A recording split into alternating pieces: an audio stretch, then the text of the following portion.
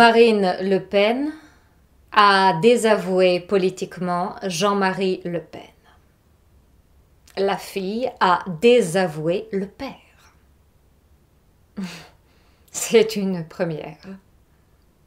Elle a exprimé son désaveu en déclarant que son géniteur a commis une faute politique. Elle n'a pas cru bon de suivre son père dans son énième dérapage qui ne laisse plus aucun doute sur son antisémitisme légendaire sur fond d'humour noir. Un détail de trop qui va faire beaucoup de mal au Front National.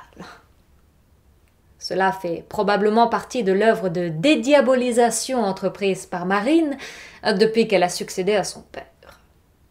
Elle s'est voulue plus royaliste que le roi, en misant sur l'anti-islamisme pour nous épargner soi-disant l'enfer, et en bannissant l'antisémitisme pour s'ouvrir les portes du paradis.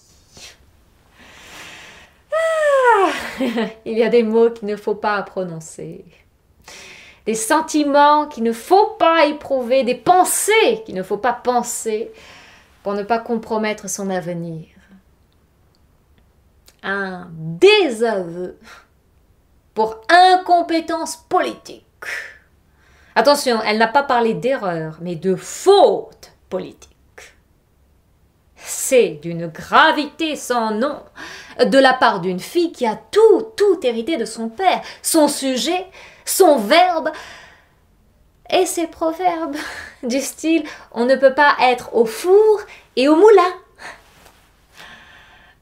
Mais sa conquête maladive du pouvoir l'a poussée à prononcer quasiment la mort du père. Destitution symbolique et politique. Sortie de l'arène par la porte de derrière. Eh bien ça, c'est probablement une stratégie qui va coûter très cher à l'héritière. Parce que ça nous renvoie à Platon, à Euthyphron. Euthyphron qu'aurait dû lire Marine avant de monter au front. Le très pieux Euthyphron poursuit son père devant la justice pour meurtre. Parce que ce meurtre, estime le fils, peut entraîner pour toute la communauté une souillure de nature religieuse.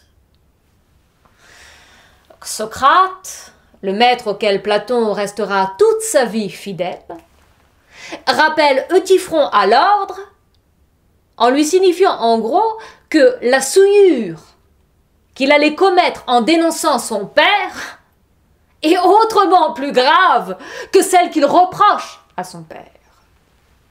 Parce que si on rompt le fil qui rattache le fils au père, c'est l'idée même de fondement qu'on perd.